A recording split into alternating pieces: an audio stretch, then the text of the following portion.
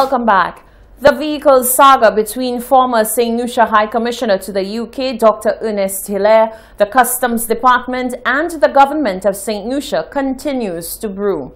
On Thursday, Dr. Hilaire announced that he is looking forward to his day in court with Prime Minister Alan Chastanet. Rochelle Gonzalez has the details. The fire behind the Dr. Ernest Hilaire vehicle importation saga continues to burn strong.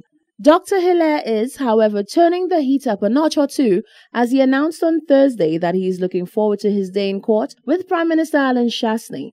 On Monday, the former St. Lucia High Commissioner to the United Kingdom was served with a summons for an appearance in the First District Court, where he is to face charges under Section 102(3) of the Customs Control and Management Act as a result of his failure to comply with the Comptroller of Customs' lawful directive on 3 occasions to produce a supplier's commercial invoice for clearing a vehicle which they claimed was imported. Dr. Hilaire said the hearing will put to rest a long, strong campaign to destroy his reputation and career. Of course, my approach to this is very clear. I've put it in the hands of the lawyers, and the lawyers will deal with it, and they will embarrass the Customs Department on this matter.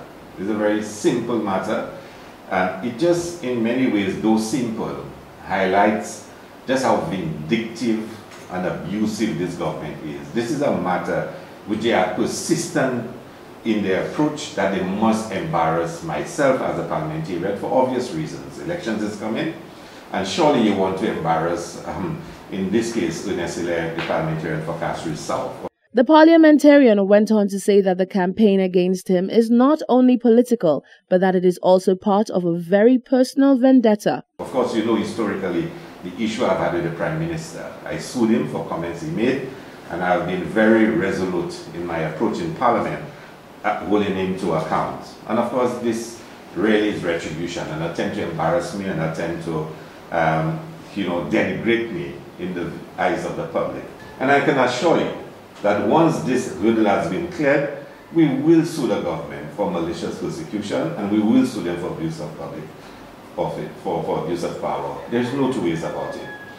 Dr. Hilaire said he continues to feel perplexed over why he was pursued for such a matter. The very document that the Comptroller of Customs is asking me for, he sent me a copy of it. My lawyers indicated to him that we needed a number of documents that he had in his possession, and he sent a bundle of documents to me, including the same commercial invoice that he's charging me for not giving him. Now, I cannot understand why. In a letter to me by the Comptroller, he actually writes and says to me that he got a commercial invoice from the Ministry of Foreign Affairs, who got it from Land Rover. Foreign Affairs is clearing the vehicle on my behalf. They have given you the document. You have shared it with me. But you feel you must charge me because, for some reason, and I can't understand why. Dr. Hilaire is due in court on Thursday, the 21st of January 2021. He said he is fully prepared and confident in the process. Reporting for Hot 7 News, I am Rochelle Gonzalez. The CEO of the SLHTA says the country is in no position to keep financing economic activity on a personal basis. He is of the view that one of the surest ways to improve the lot of all citizens is the safe continuation of the reopening of the tourism sector. Genevieve Gonzague reports.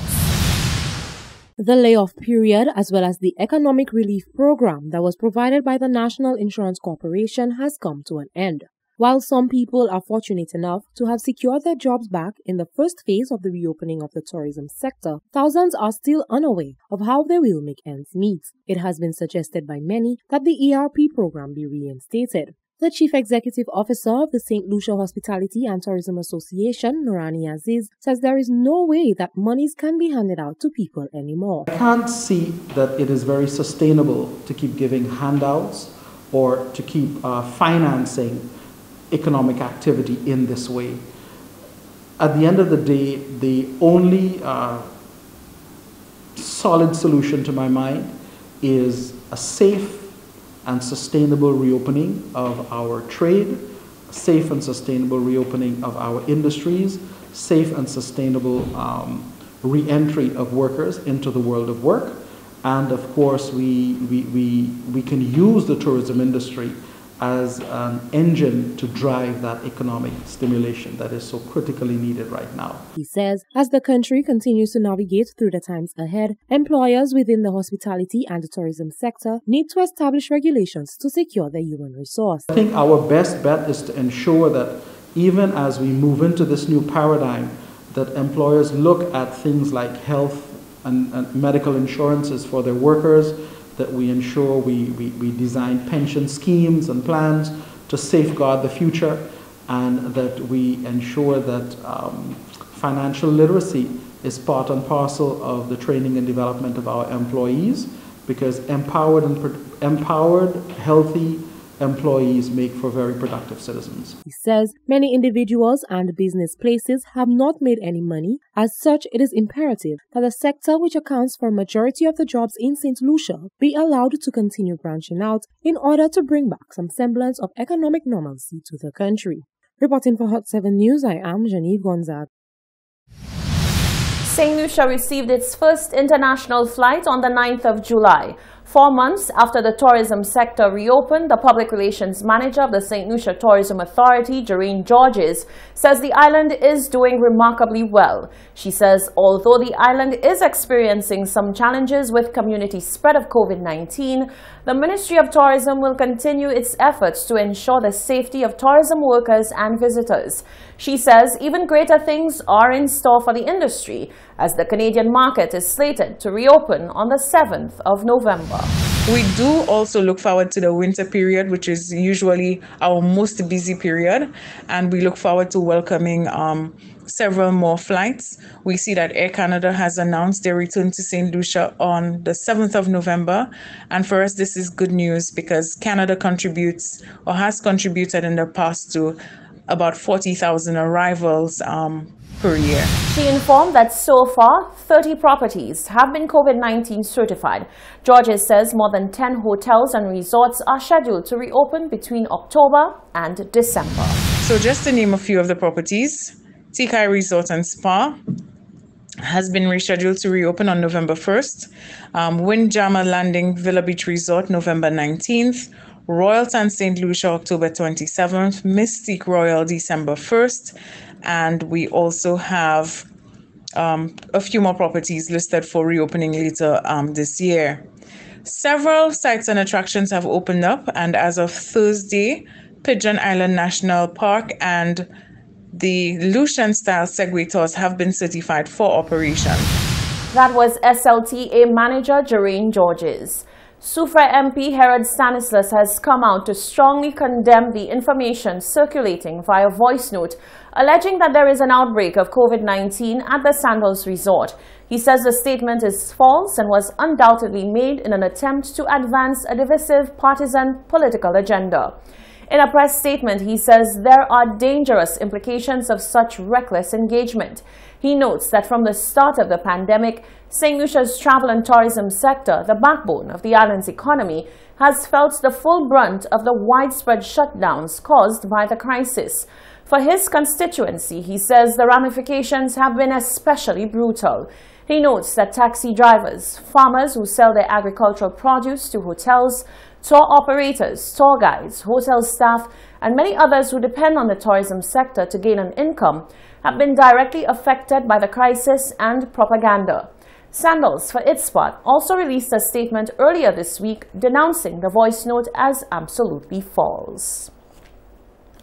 In other news, health officials are ramping up efforts to get the word out about proper infection prevention and control measures amid increasing numbers of COVID-19 infection.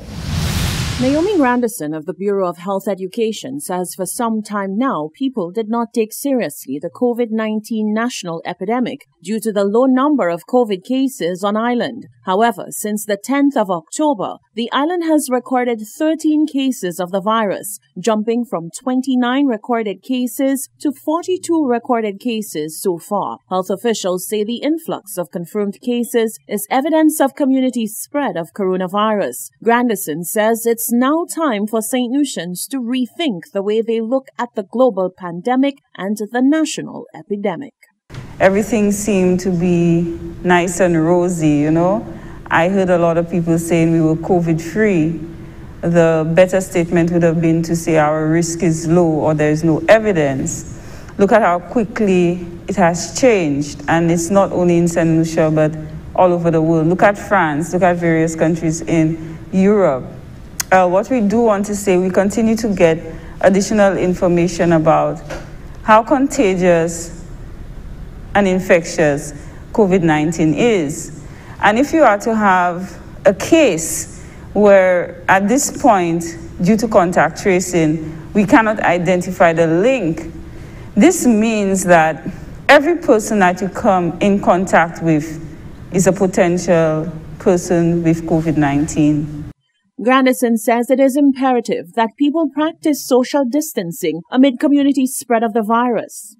Is if you get infected and you have been to all blocos, you have not been maintaining social distancing reasonably, you are very close to a number of people everywhere, everybody you see in town, you're not keeping your distance, you're not wearing your mask when you go out in public, then can you imagine the rigors of contact tracing? Can you imagine how many people that will have to be quarantined? As for wearing a mask in public, she says not only is it absolutely necessary to wear one, but it is also necessary to wear it properly as a crucial part of COVID-19 infection prevention. The protocols are there to protect you, and not because we haven't had a death. You know, why do we need bleak news for us to try to prevent a catastrophe? Apart from the sneezing and the coughing, even breathing out, somebody who has COVID-19 and they're breathing out long enough in an environment, some research has indicated that these particles can linger in the air for almost 8 minutes. So hence the reason why we are asking persons to cover up your nose too when you wear the mask. The mask is not just for your mouth.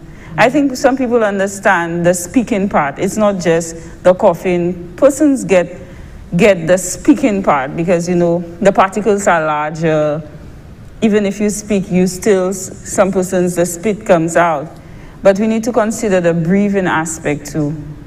All members of the public are asked to remain on high alert and ensure that throughout each day, all the necessary measures are undertaken to reduce the risk of being exposed to COVID-19. This means consistently using a face mask when in public, keeping a safe physical distance from others, washing or sanitizing hands frequently, particularly throughout the day, and to promptly seek care at the closest respiratory clinic if experiencing respiratory signs and symptoms. Stay with us. Our special Moi Heritage Creole feature, sports and weather are all coming up.